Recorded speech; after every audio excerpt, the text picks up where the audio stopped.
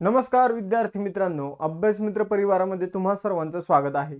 तर मित्रांनो, पुन्हा एकदा आपण डेली करंट अफेअर्सची जी सीरीज आहे ती सुरू केलेली आहे। आपण 2 दिवस झाले ही सीरीज बघत आहोत। मध्ये ही सीरीज आपण एक आठवड्यासाठी बंद केली होती। त्याचं कारण असं होतं की कंबाईन गट ब पूर्व परीक्षा होती, त्यामुळे आपल्याला काही कारणास्तव ती सीरीज बंद करावी लागली होती, कारण लेक्चरची संख्या खूप जास्त झाली होती। आता ज्या कालावधीमध्ये ते लेक्चर झाले नव्हते, तर त्या प्रत्येक लेक्चरमधले काही प्रश्न जे ते मी या सीरीजमध्ये इन्क्लूड करण्याचा प्रयत्न केलेला आहे।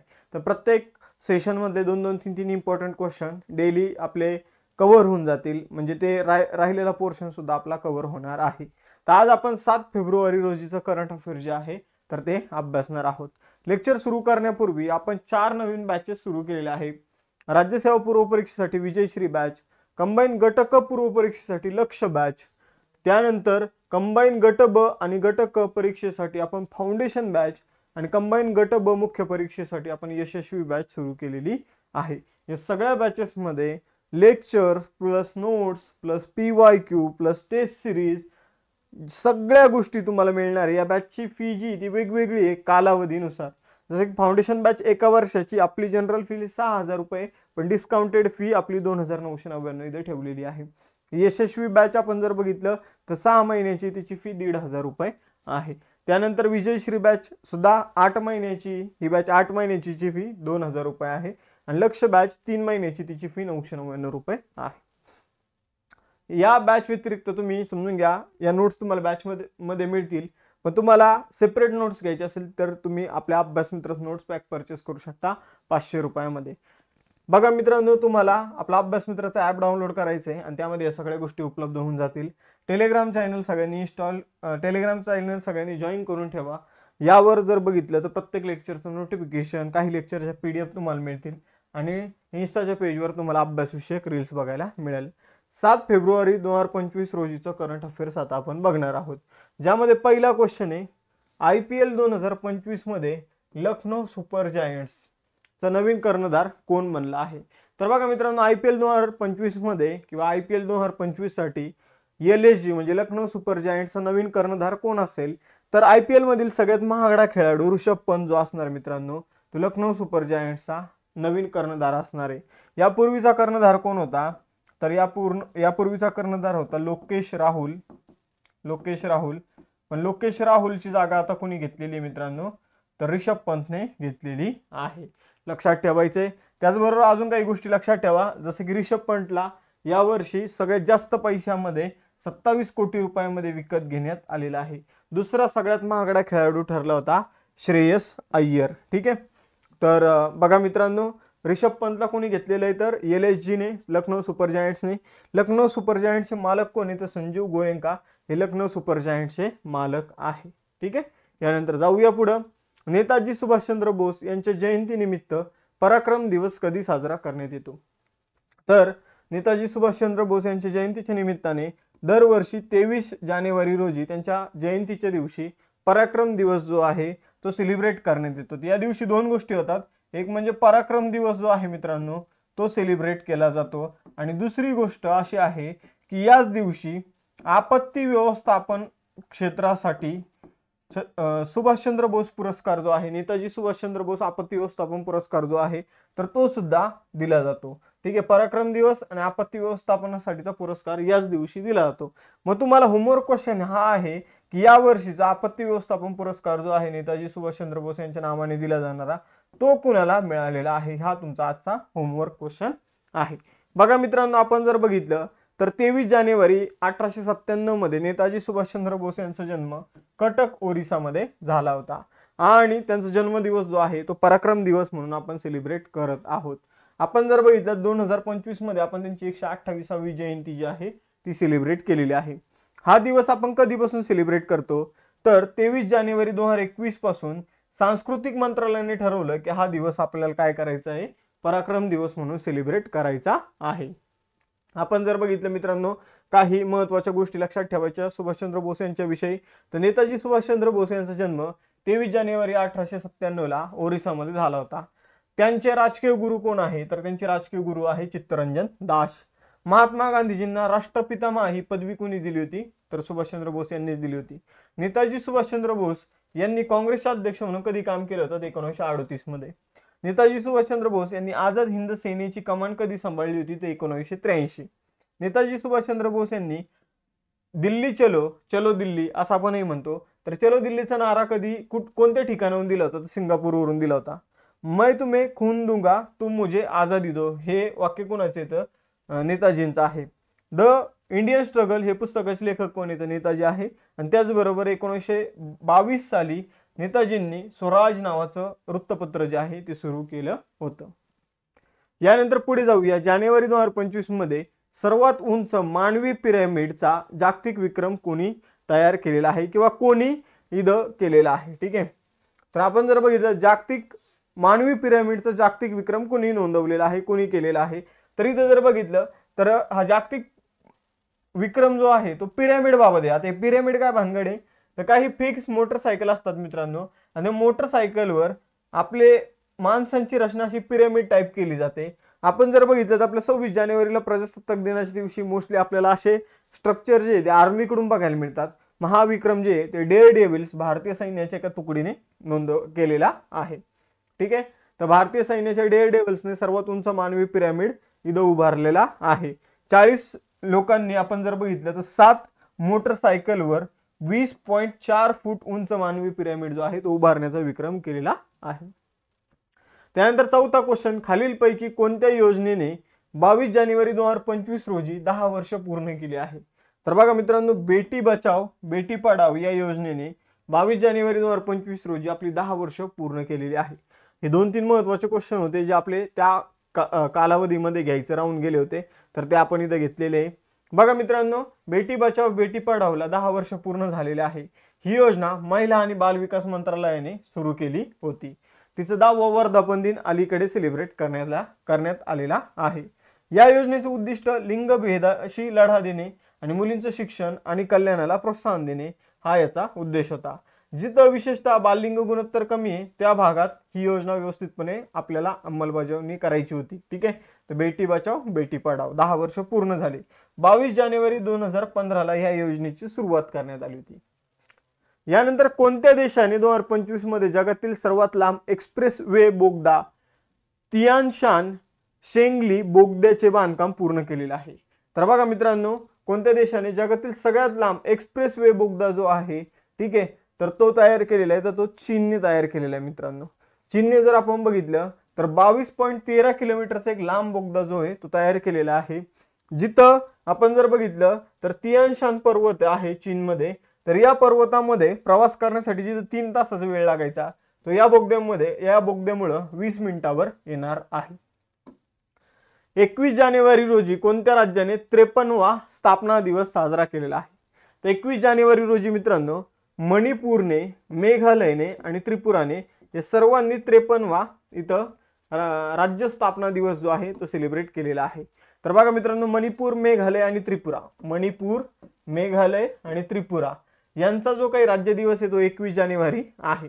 आपण जर बघितलं तर ईशान्य क्षेत्र पुनर्रचना कायदा 1971 अंतर्गत राज्याचा दर्जा प्राप्त केलेल्या या 3 राज्यांनी 53वा आपला वर्धापन दिवस जो आहे तो सेलिब्रेट केलेला आहे. आपण जर बघितलं तर आता काही राज्यांचे स्थापना दिवस सुरुवात आपण महाराष्ट्रापासून करूया.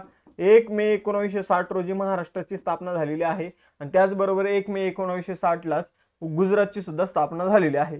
केरळची स्थापना 1 नोव्हेंबर 1956. त्यानंतर उत्तर प्रदेशची 24 जानेवारी 1950. लक्षात ठेवा, तुम्हाला असा प्रश्न येऊ शकतो की आपल्या संविधानाची अंमलबजावणी करण्याच्या 2 दिवस अगोदर कोणत्या राज्याची स्थापना करण्यात आली? आंध्र प्रदेशची 1 नोव्हेंबर 1956, तमिळनाडू 1 नोव्हेंबर 1956, हरियाणाची 1 नोव्हेंबर 1966 आणि याच दिवशी चंदीगड राज्य जे आहे तर त्याची निर्मिती करण्यात आली होती. बिहारची स्थापना 22 मार्च 1912, नागालँडची 1 डिसेंबर 1963, आसामची 26 जानेवारी 1950, मध्य प्रदेशची स्थापना 1 नोव्हेंबर 1956 आणि मिझोरामची 20 फेब्रुवारी 1983. यानंतर पुढे जाऊया. 2025 मध्ये AI मधून तयार झालेली भारतातील पहिली हिंदी गायिका आणि मॉडेल कोण बनली आहे? तर बघा मित्रांनो, दिल्लीमध्ये 2 तरुण राहत होते आणि त्या दोघा तरुणांनी एक AI सिंगर जी आहे ती तयार केलेली आहे. तिचं नाव आहे मित्रांनो माया, जी हिंदी गाणे बोलते. ठीक आहे. तर AI सिंगर आहे माया नावाची, जिथं तुम्ही बघू शकता फोटोमध्ये, तर ही हिंदी गायिका आहे, लक्षात ठेवा माया नावाची ती हिंदी गायिका आहे, आर्टिफिशियल इंटेलिजन्स आहे, ठीक आहे। यानंतर पुढे जाऊया, आता भारतातील पहिल्या गोष्टी आता आपण बघितल्या आहे। मग आता बाकी 2024 मध्ये ज्या काही पहिल्या गोष्टी घडल्या त्या सगळ्या आपण बघून घेऊया। भारतातील पहिला दीपस्तंभ महोत्सव कुठे आयोजित करण्यात आला? गोव्यामध्ये। गोव्यात आपले पहिले स्वदेशी विकसित प्रदूषण नियंत्रण जहाज समुद्रप्रताप कोणी लॉन्च केलं? तर भारतीय तटरक्षक दलाने। भारतातील पहिली स्वदेशी बुलेट ट्रेन BEML ने तयार करत आहे। BEML ही बुलेट ट्रेन तयार करत आहे। BEML चा फुल फॉर्म आहे भारत अर्थ मूव्हर्स लिमिटेड। दलित सबकोटा लागू करणारं पहिलं राज्य कोणतं आहे? तर हरियाणा। देशातील पहिला तेल पाम प्रक्रिया प्रकल्प कुठे सुरू करण्यात आला? अरुणाचल प्रदेश। केरळने आपला पहिला OTT प्लॅटफॉर्म जो आहे तो सुरू केलेला आहे। असं करणारं केरळ पहिलं राज्य बनलेलं आहे। भारतातील पहिले डॉल्फिन संशोधन केंद्र पटना बिहारमध्ये सुरू झालेले आहे। 5 कोटी आयुष्मान कार्ड बनवणारं देशातील पहिलं राज्य उत्तर प्रदेश आहे। भारतातील पहिला आयुर्वेदिक कॅफे दिल्लीमध्ये सुरू झालेला आहे। युनेस्कोच्या यादीत सामील होणारं भारतातील पहिले साहित्य शहर कोझिकोडे केरळ आहे। भारतीय लष्कर आणि पोलीस बालन ग्रुपने देशातील पहिलं कॉन्स्टिट्यूशन पार्क जे ते पुण्यामध्येच तयार केलेलं आहे। कोणत्या अंतराळ संस्थेने महेंद्रगिरी येथील प्रोपोर्शनल कॉम्प्लेक्समध्ये विकास लिक्विड इंजिनची यशस्वीरित्या प्रात्यक्षिक केलेलं आहे? तर बघा मित्रांनो, भारताच्या रॉकेटसाठी आपण एक इंजिन तयार केलेलं आहे ज्याचं नाव आहे विकास इंजिन, ठीक आहे, विकास इंजिन। तर त्याची एक विशिष्ट चाचणी आपण या वर्षी केलेली आहे महेंद्रगिरी या ठिकाणी। मग आपण जर बघितलं ही चाचणी इस्रोने केलेली आहे, ठीक आहे। आता बघा हे विकास इंजिन नेमकं काय आहे, कसं आहे, तर आपले जे रॉकेट आहे GSLV PSLV त्यासाठी आपण हे विकसित करत आहोत आणि याची आपण विशिष्ट चाचणी काय केली तर सुरुवातीला आपण त्याला 60 सेकंदासाठी सुरू केलं, ठीक आहे। त्यानंतर त्याला आपण बंद केलं, मग त्यानंतर आपण जर बघितलं तर परत आपण त्याला सुरू केलं, 1 मिनिट सुरू केलं, 2 मिनिटं बंद केलं, परत आपण त्याला सुरू केलं, ठीक आहे। मग आपण जर बघितलं तर अशी चाचणी काय केली, समजा एखादं रॉकेट आपण अवकाशात पाठवतो, मग आपण समजून घ्या त्याला 1 मिनिट कंटिन्यू त्या रॉकेटला समजून घ्या चालू केलं, ठीक आहे, तर त्याला एक स्पीड भेटून जाते। मग बंद केलं तर ती स्पीड कंटिन्यू तशीच राहते। मग हळूहळू त्याची स्पीड कमी झाली परत आपल्याला स्पीड त्याला द्यायची असते, ठीक आहे। तर इथं इंधनाची बचत होते, जसं की तुम्ही उताराला गाडी लागली तुमच्या गाडीची स्पीड बंद करून देता, ठीक आहे, किंवा गाडी स्पीड मध्ये असेल तुम्ही गाडी बंद केली तर ती गाडी थोडे लांब पर्यंत जाऊ शकते, ठीक आहे। तर या गोष्टीसाठी इंधनाची बचत करण्यासाठी इस्रोने विकास इंजिन सोबत हा प्रयोग केलेला आहे। इस्रोची स्थापना 15 ऑगस्ट 1969 ची आहे। बेंगलोर कर्नाटकमध्ये मुख्यालय आहे। डॉक्टर व्ही नारायणन अध्यक्ष आहे आणि भारताचा जो अंतराळ विभाग आहे त्या अंतर्गत इस्रो काम करते। 2025 मध्ये अमेरिकेच्या दक्षिण सीमेवर राष्ट्रीय आणीबाणी कोणी घोषित केलेली आहे तर ती डोनाल्ड ट्रम्पने घोषित केलेली आहे। तर दक्षिण सीमा जी ती मेक्सिकोशी आहे अमेरिकेची, आणि तिथं खूप सारे मेक्सिकोचे लोक जे आहे ते अमेरिकेमध्ये इनलिगली जात असतात, त्यामुळे ही आणीबाणी घोषित करण्यात आलेली आहे। 2025 मध्ये कोणता देश ब्रिक्सचा 9वा भागीदार देश बनेल? तर इथं भागीदार देश बोललोय मित्रांनो, सदस्य नाही, ठीक आहे। तर आपण जर बघितलं तर ब्रिक्स मध्ये जेव्हा ब्रिक्सची मीटिंग होते तेव्हा काही देशांना ॲज अ इन्व्हाइट केलं जातं, ॲज अ फ्रेंड कंट्री म्हणून, त्यांना भागीदार देश म्हटलं जातं। मग ब्रिक्सचा 10वा भागीदार देश बनणार आहे नायजेरिया। आणि आता जे भागीदार देश असतात ते पुढे जाऊन ब्रिक्सचे परमनंट मेंबर बनतात, ठीक आहे। कोणतीही संस्था असू द्या, कोणत्याही संस्थेचा भागीदार देश असला तर तो पुढे जाऊन त्या संस्थेचा परमनंट मेंबर बनतो। मग ब्रिक्सचे भागीदार देश कोणी? Belarus, Bolivia, Cuba, Kazakhstan, Malaysia, Thailand, Uganda, Uzbekistan, आणि आता 9वा भागीदार देश ठरलेला आहे नायजेरिया। आता ब्रिक्सचे जर आपण टोटल देश बघितले तर ब्रिक्सच्या सदस्य देश आहे 10, त्यामध्ये Brazil, Russia, India, China, south Africa संस्थापक देश आहे। मग यामध्ये अलीकडे सामील झालेले इराण, इजिप्त, इथिओपिया, संयुक्त अरब अमिरात, आणि सगळ्यात लेटेस्ट आहे 10वा सदस्य देश इंडोनेशिया। यानंतर बघा मित्रांनो, ब्रिक्स हा जो काही ही जी संकल्पना आहे तर ती ब्रिटिश अर्थतज्ञ जिम ओ नील यांनी सर्वप्रथम मांडली होती 2001 मध्ये। मग सुरुवातीला ही ब्रिक नावाची संकल्पना होती, म्हणजे ब्राझील, रशिया, इंडिया, चायना, यामध्ये साऊथ आफ्रिकेचा काही रोल नव्हता। पण पुढे जाऊन 2006 मध्ये जर आपण बघितलं तर त्या 4 देशांची बैठक सुद्धा झाली, पण पुढे जाऊन 2010 मध्ये साऊथ आफ्रिका इथं ऍड झाला आणि ही जी काही संस्था आहे ही ब्रिक्स बनली, ठीक आहे। त्याचबरोबर जर बघितलं तर आता ब्रिक्सचे 10 देश झालेले ते मी तुम्हाला सांगितले कोणते आहे। 2012 मध्ये ब्रिक्सची शिखर परिषद भारतामध्ये झाली होती. 11वं क्वेश्चन आहे, संस्थात्मक आणि व्यावसायिक दस्तऐवजांचं व्यवस्थापन आणि पडताळणी सुलभ करण्यासाठी केंद्र सरकारने कोणता डिजिटल प्लॅटफॉर्म सुरू केला? तर बघा आपल्याला सिंपल लक्षात ठेवायचं, एनटीटी लॉकर नावाचा प्लॅटफॉर्म सरकारने कशासाठी सुरू केला?